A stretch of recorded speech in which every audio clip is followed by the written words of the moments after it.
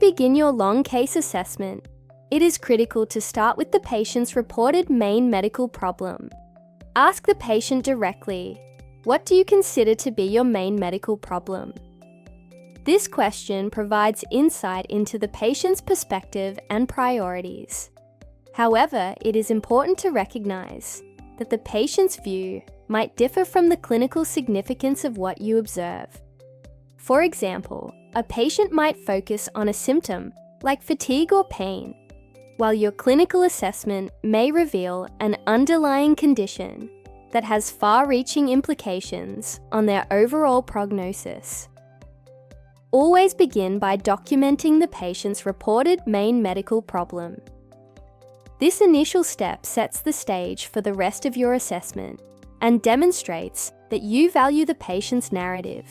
If the patient is admitted to hospital, make sure to also record the reason for admission, even if it is not identical to what the patient considers their main problem.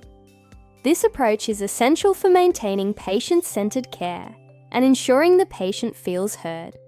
While the patient's initial report is important, it is equally critical that you use your clinical judgment to identify other significant issues. Sometimes, the patient may not be aware of a more serious or life-altering problem that is interrelated with their main complaint. For instance, a patient might report that their main issue is a chronic cough, but your evaluation may reveal that they have underlying heart failure, contributing to pulmonary congestion. In such cases, your role is to highlight these additional critical issues. Explain how they tie together with the patient's reported problem, and discuss why these findings are crucial for prognosis and management. To systematically flesh out the main medical problem and related issues, refer to a documentation template. Document the timeline, presenting symptoms, and the context of the diagnosis. Note when the patient first experienced the problem and under what circumstances it was identified, as this establishes the chronological framework for the case. List any relevant risk factors that might predispose the patient to certain conditions, and use this section to connect the dots between the patient's symptoms and potential diagnoses.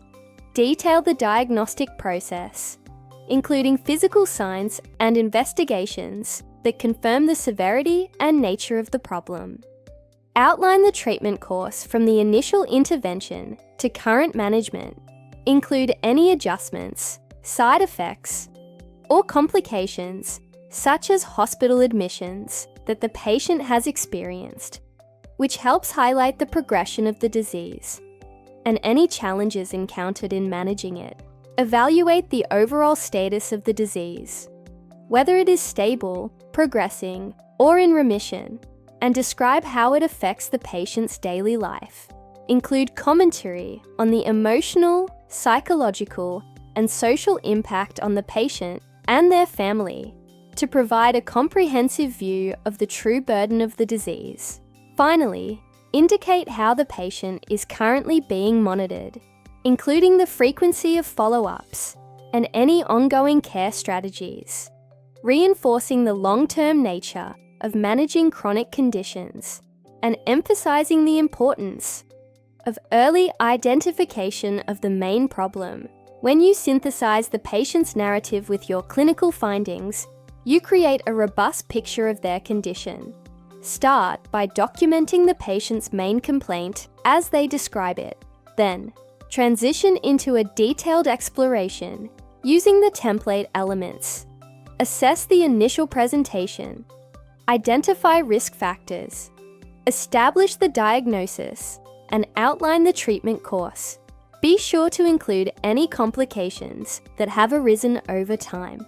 Next, integrate your evaluation of additional significant issues that may not have been initially reported. This is where your clinical acumen comes into play. For example, if the patient identifies chronic fatigue as their main issue, further evaluation might reveal that the fatigue is likely secondary to a more critical condition, such as an underlying endocrine disorder. or cardiac issue.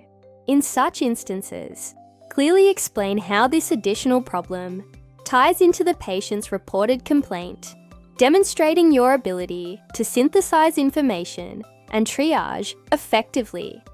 This comprehensive approach prepares you not only for the exam, but also lays the groundwork for excellent clinical practice in your future career by systematically exploring the patient's main medical problem, starting with their perspective, identifying critical issues beyond their initial report, and using a structured documentation template.